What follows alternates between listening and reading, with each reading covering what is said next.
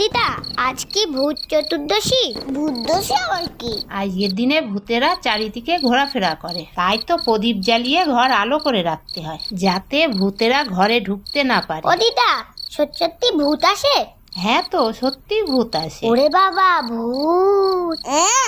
ভয় পাচ্ছে। হ্যাঁ, ও দিদা শোনো, আমি যখন ছোট ছিলাম তখন একটা ভূত দেখেছিলাম, এমন মার মেরেছি পৃথিবীর বাইরে চলে গেছে। দেখেছিস কিরকম শক্তি আমার? তুই ভয় পাচ্ছিস কেন? আমি আছি না।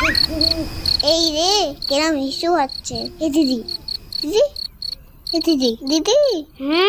কি হয়েছে? কি একটু চল না, পেয়েছে। কি পেয়েছে?